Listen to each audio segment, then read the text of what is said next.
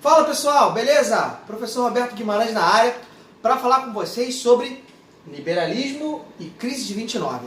Mas antes de discorrer a crise de 29 e os impactos do liberalismo na crise liberal, eu quero definir e mostrar para vocês o que é liberalismo. De uma forma bem simples, eu posso dizer para você que o liberalismo é uma teoria política, econômica e social embasada em quê, gente? Em ideias de liberdade individual, em que toda a população precisa ter direitos iguais. Tendo dois princípios importantes, principalmente para entender esse primeiro momento que eu estou mostrando aqui para vocês, que é a livre concorrência, ou liberdade de mercado, como queiram, e a não interferência ou intervenção do Estado na economia. Então temos que entender essas duas características do liberalismo, desta teoria, para poder entender o contexto e a crise que o liberalismo propiciou, principalmente neste período pós-29. Beleza, pessoal? Bom, dito isto, quero dizer a vocês que essa teoria liberal ela foi defendida por dois grandes pensadores. No campo político, John Locke. John Locke dizia que todos os seres humanos têm três direitos que ele chamava de inalienáveis, ou seja, que nasce com o indivíduo: direito à vida, à liberdade e à propriedade. Ele dizia que nós temos isso e ninguém pode tirar da gente. O Estado, inclusive, ele existe para garantir a nós esses direitos. E se porventura em algum momento o Estado não os garantir, nós podemos resisti-lo. Daí, o liberalismo está associado à liberdade, e principalmente liberdade individual. Belezinha? Do outro lado, nós temos Adam Smith, considerado pai do liberalismo econômico. Adam Smith apregoava exatamente os dois princípios que eu comentei no início do vídeo: a livre concorrência e a não intervenção do Estado na economia. O que seria a livre concorrência? Vou especificar. Para Adam Smith, quanto mais empresas de um gênero existisse, melhor seria para todo mundo. Quer ver um exemplo? Se dentro de um bairro do Rio de Janeiro tivesse 10 padarias, na visão de Adam Smith seria fantástico, maravilhoso, fabuloso, porque aí teríamos 10 empresas que ofereceriam o melhor preço para atrair a clientela, automaticamente iriam lutar para produzir um pão melhor e também geraria muitos empregos, ou seja, o capital estaria girando e todo mundo sairia ganhando com isso. Teoricamente, era isso que ele imaginava, pensava. Talvez ele não era tão ingênuo assim, porque ele sabia que existiam cartéis, que é combinação de preço, o mesmo dono para várias empresas do mesmo gênero. Ele entendia que isso existia e que isso deveria ser ajustado, mas na prática, gente, isso que aconteceu. Então, essa livre concorrência, de fato, ela na prática, ela não foi boa, ou ela não foi de encontro à necessidade das pessoas. Pelo contrário, ela gerou desigualdade, porque você tinha alguns países desenvolvidos ou desenvolvendo e outros não.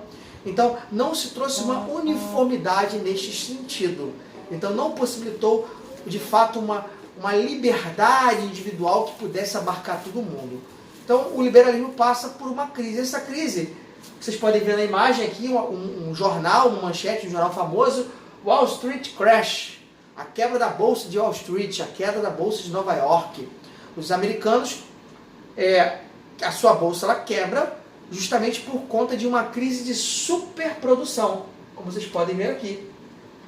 Acima eu coloco o período entre guerras, que foi de 1919 a 36, tá? Nesse período aqui, embora a Primeira Guerra Mundial tenha acontecido só em 39, mas eu quero explicar a vocês o que levou à crise de superprodução.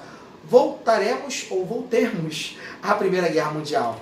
A Primeira Guerra Mundial é importante entendê-la para poder você se situar dentro da história e observar os fatores que motivaram a crise do liberalismo.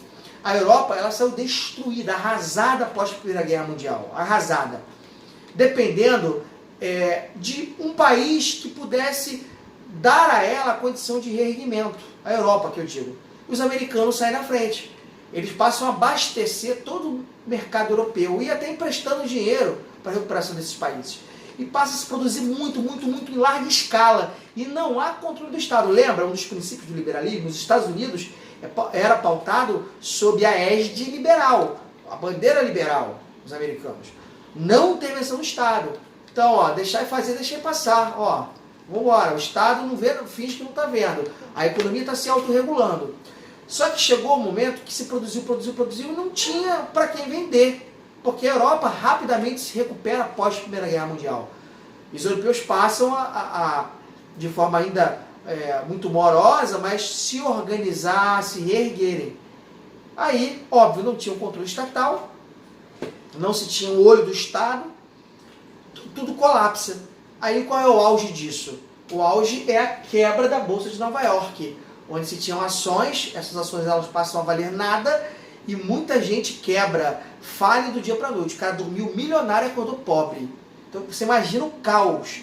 Só que dentro desse período todo, a crise do liberalismo, ela legar é deixar, tá? Ela legou alguns grandes problemas para aquele período entre guerras. Aqui, ó, eu coloco um deles, é o crescimento do movimento comunista. Tá? Não que o comunismo em si seja ruim, eu não vou entrar neste mérito aqui, não é a intenção deste vídeo. Mas tudo que é novo, tudo que mexe com a estrutura vigente é mal visto. Então as ideias comunistas passam a crescer porque o liberalismo, que se dizia o melhor sistema, ou a melhor teoria política, econômica, social que já existiu, não supriu as necessidades. Também você tem o surgimento de quê? De regimes totalitários. Entenda-se o nazifascismo. Os países do mundo todo entram numa crise, porque todo mundo vai junto com os americanos.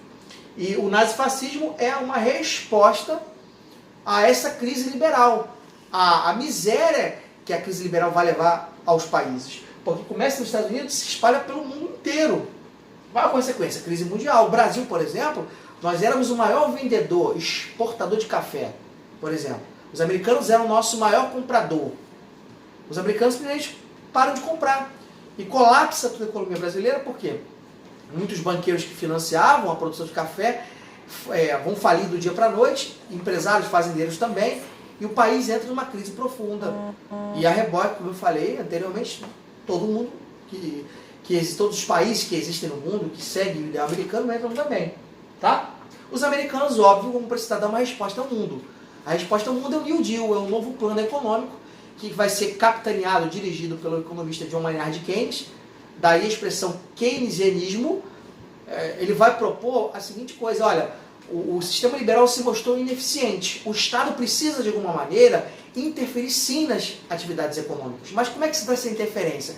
O Estado precisa ser o regulador disso, não pode deixar nas mãos dos particulares. O Estado precisa regular isso aí.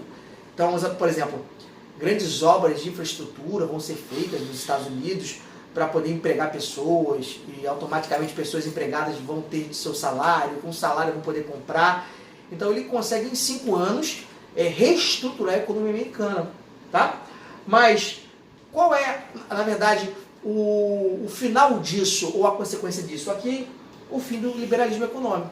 Entende-se que o liberalismo econômico não foi suficiente, porque ele gerou, além da crise americana e a crise econômica mundial, o surgimento de regimes que foram vistos e são vistos até hoje como nocivos ao ser humano, às sociedades. Beleza, pessoal? Bom, eu espero que vocês tenham gostado. Esse foi o nosso geralzão sobre liberalismo e crise de 29. Valeu!